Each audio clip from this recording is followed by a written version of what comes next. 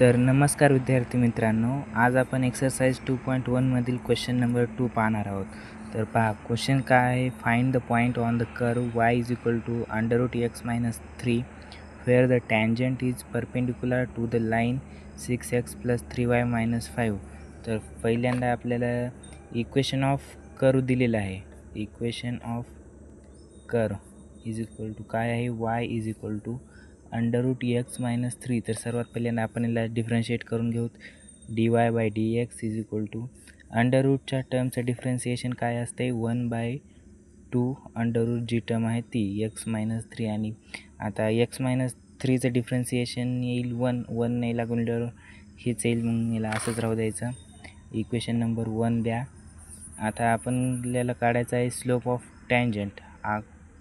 Point find करायचे त्या कर्ववरले. तर अगोदर आपल्याला स्लोप ऑफ टँजंट काढावं लागेल, पण आपल्याला टँजंटबद्दल काही माहिती दिलेली नाही. पण इथं दिलेलं आहे, एक लाईन दिलेली आहे आणि त्या लाईनला आपली टँजंट परपेंडिक्युलर आहे. तर मग आपण त्या लाईनचं इक्वेशन लिहूत. इक्वेशन ऑफ गिवन लाईन काय आहे, 6x + 3y - 5 = 0. याच्यावरून आपण लाईनचा स्लोप काढू शकतो. तर स्लोप ऑफ लाईन काय असते, फॉर्म्युला -a/b.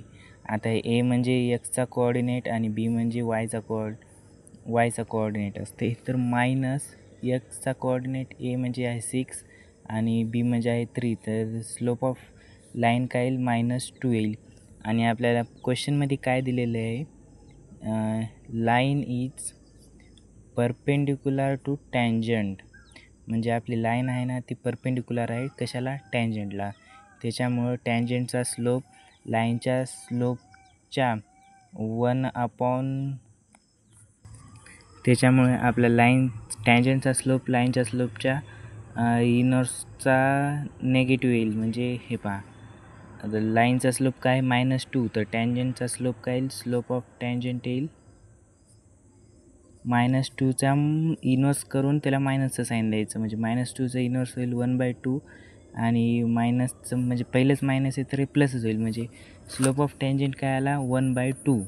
आणि स्लोप ऑफ टँजंट काय असते, dy/dx = 1/2. याला द्या इक्वेशन नंबर 2. आणि आता पहा, इक्वेशन नंबर 1 dy/dx आणि ते इक्वेशन नंबर 2 पण dy/dx आहे. म्हणून आपण दोन्हीला इक्वेट करून घेऊ. म्हणजेच 1/2 under root x - 3 = 1/2 from equation first and second. तर काय होईल पहा, हे 2 इकडं क्रॉस मल्टिप्लिकेशन करून घ्यायचा. हे 2 = 2 रूट x - 3. आता हे इकडं मल्टिप्लिकेशनमध्ये इकडे गेल्यावर डिव्हिजनमध्ये होईल. म्हणजे 2/2 अंडर रूट x - 3. हे रूट x - 3 = 1. दोन्ही साईडला स्क्वेअर रूट घ्यायचे, तर हे स्क्वेअर रूट कॅन्सल होऊन जाईल. x - 3 आणि 1चं स्क्वेअर रूट 1च असेल. आता 3ला इकडे पाठवतो. x = 1 + 3 4. म्हणजे आता आपल्याला x पॉईंट मिळालेला आहे 4, x चा कोऑर्डिनेट. तर आता आपल्याला y चा कोऑर्डिनेट काढावा लागेल. आणि आपल्याला y = x - √3 दिलेला आहे. तर y = x - 3 बरोबर ना. तर xची किंमत ठेवून द्या xच्या जागेवर. y = √4 - 3 = √1 आणि √1ची किंमत काय असते, 1. म्हणून फायनली आपला आन्सर आलेला आहे. कोऑर्डिनेट काय आहेत, 4, 1. अगोदर x चा कोऑर्डिनेट लिहायचा आणि नंतर y चा.